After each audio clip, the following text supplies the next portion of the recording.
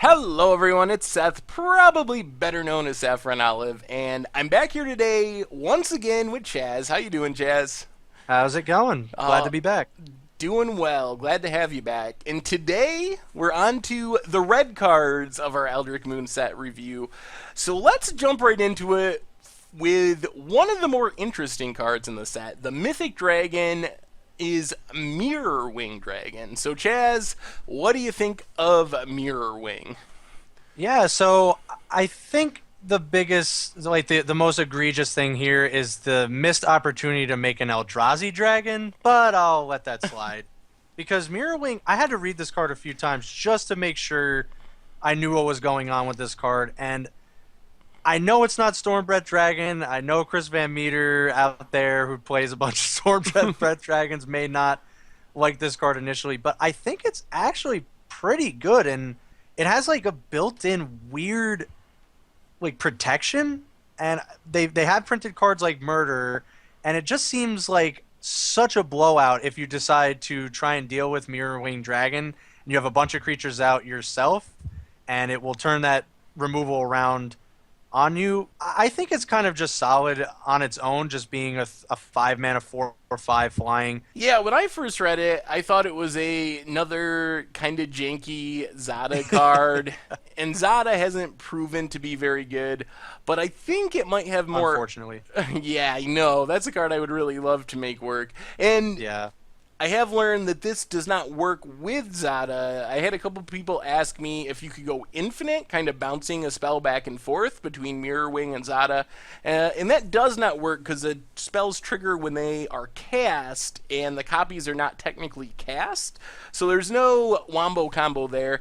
But I think this card is actually pretty good. It kind of has protection because your opponent, if they go to murder it, they're going to have to murder their entire team. Plus, it can give you some sweet value, like Zada does with pump spells. You throw a Titan Strength at it, you're going to give your entire team Titan Strength. So, or even like Expedite to draw a card Yep. for each creature you control. So there's some cool things you can do with it. Whether or not it finds a home in a tier 1 deck, I have no idea. It's a really hard card to evaluate just because it's very Yeah. unique.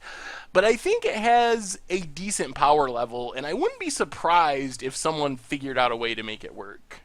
Yeah, I totally agree. Like I said, I think it's just fine on its own, and the ability is obviously just gravy. And like you said, if you're playing cards like Rush of Adrenaline or Expedite, obviously it gets much, much better. Our second red mythic, we have Nahiri back in action, but angry Yep. Nahiri. It's Nahiri's Wrath, which, let's see, this one reminds me of Firestorm. Is that a good comparison? That's a pretty good comparison.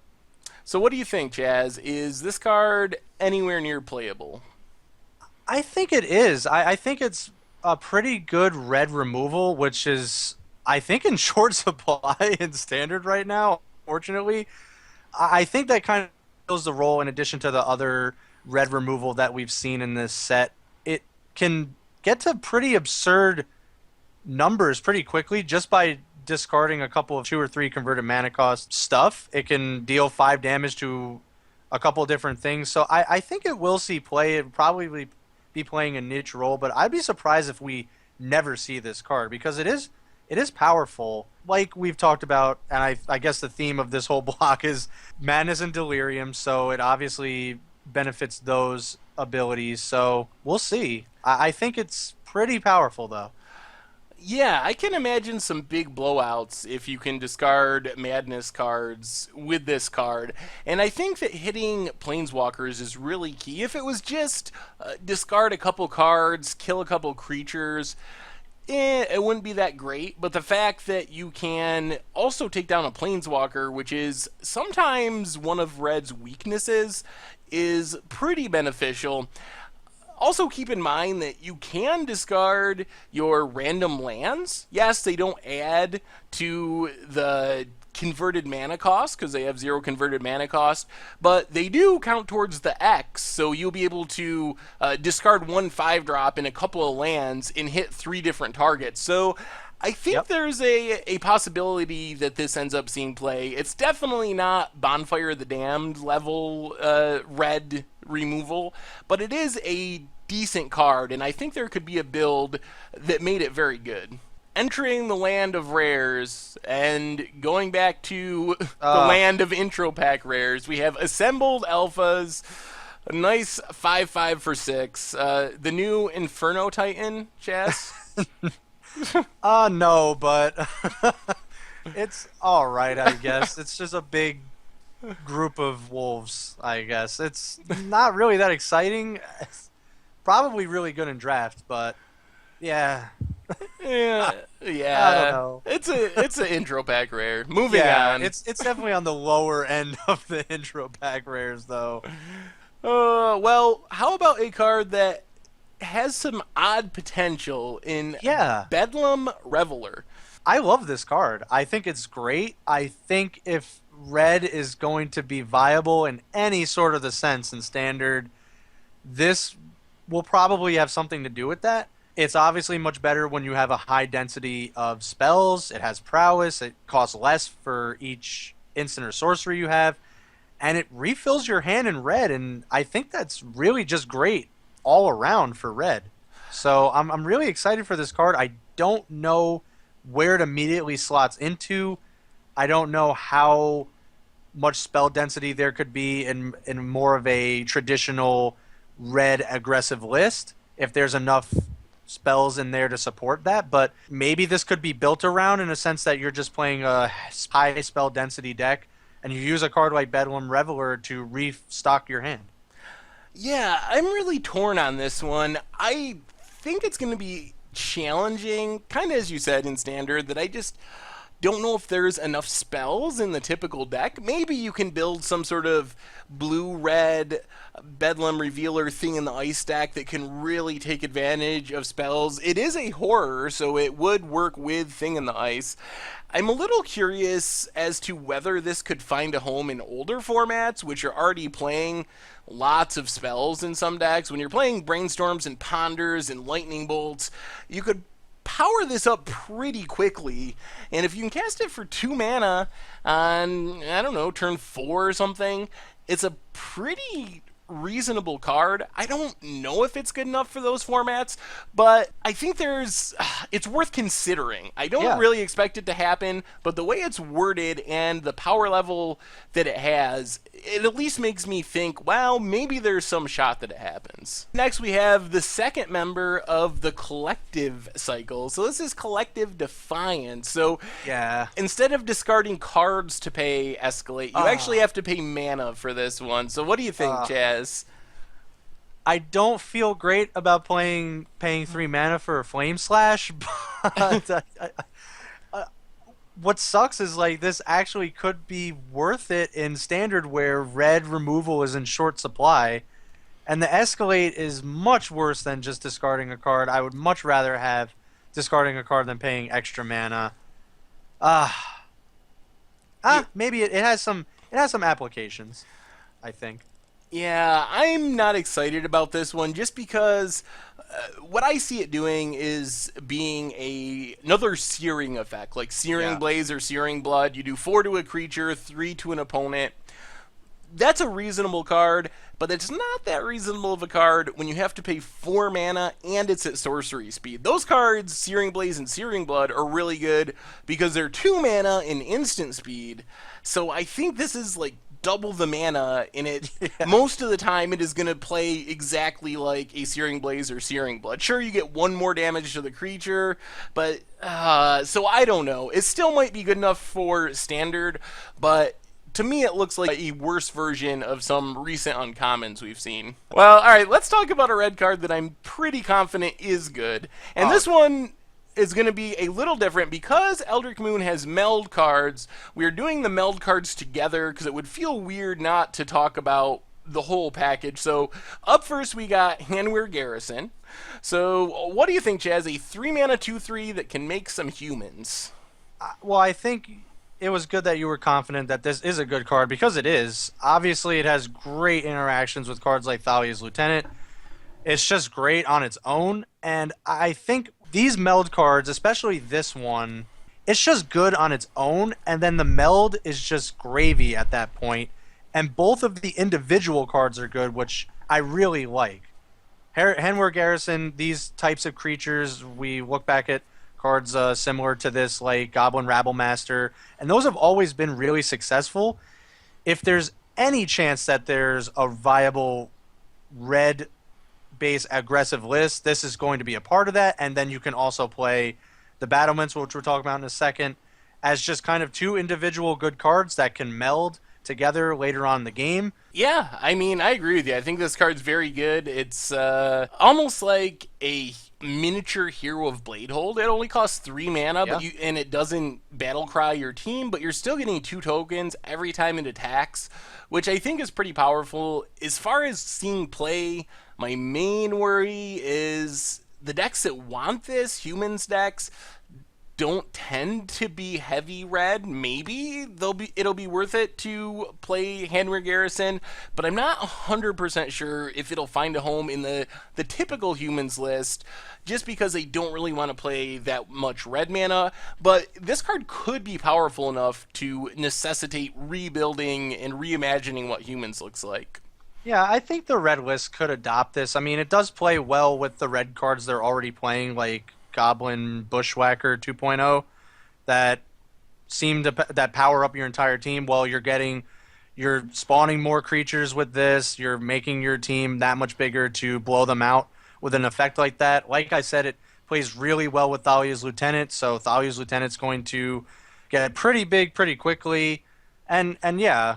But we'll have to see. I do think it's definitely possible, just for the single red, that humans can adopt this. Well, the second half of the pair is Hanweir Battlements. So not technically a red card, but like I said, we threw it in here because of Meld.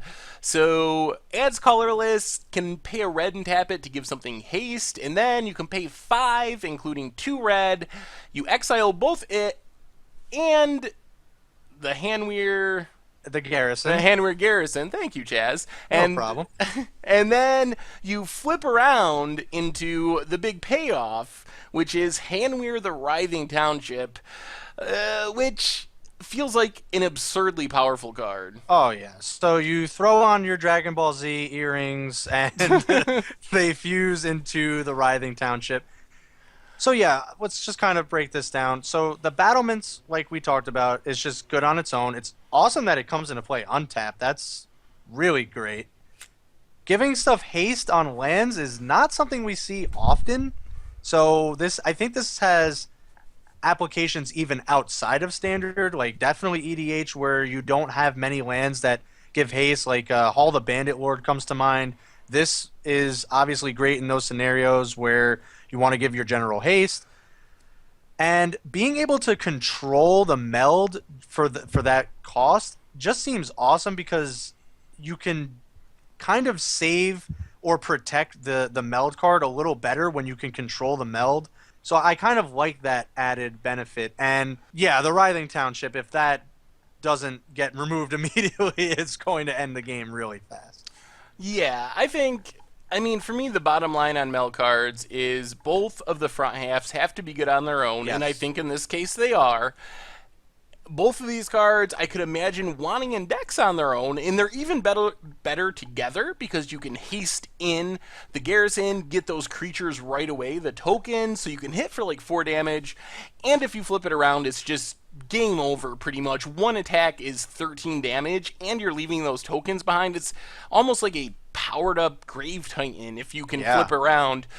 So in my opinion, this is the most constructed playable of all 3 meld pairs, I believe. Up next, one of the most hype cards in the set, and I have to say, I'm disappointed that the flavor text didn't say, "I'm sorry we burnt down your city, here's a cat." That would have made my day. Harmless Offering. So I find it hard to believe that you wait. This is definitely a card you're going to be playing with, Seth. Like at some point in Against the Odds series, whether it's with the tree or Demonic Pact or a combination of both. There's some interesting gimmick 2-card combos that are now forming in the same colors, where you can have Demonic Pact Harmless Offering, you can have the tree and Triskaidekaphobia. I think that we're onto something there. Yeah, I'm really curious to see whether this card Yeah. can actually be competitive. Like, yes, it's obviously going to be on against the odds, no doubt about it. But I Yes. giving away a demonic pact. It seems like a realistic way to close out games. Like, it Yep. could actually be a good thing to do. And the thing I like most about the card is even if it's not good enough right now, it's never going to get worse. As more cards are printed, there's a chance that 2 years, 5 years down the road, this becomes part of some really busted combo in Modern, which wouldn't exist because Donate, the original, isn't legal in Modern. So I think as more things get printed, this is potentially a dangerous card eventually. Even though there's nothing right now that's just obviously broken, the things that are good, like Immortal Coil, take a lot of work, or they take 3 cards. In Modern, I'm talking about. But there's a Yep. chance that sooner or later we get an instant win combo where you play something on turn 2, donate it on turn 3 using Harmless Offering, and just win the game. So. Yeah, like you said, we haven't seen this type of effect in a very, very long time. It's now legal in Modern, so there's obviously implications there. Whether or not that pans out, we'll have to see. Like you said, as the years go by, there could just be something that makes this so much better. And that's just kind of something to keep in the back of your mind going forward.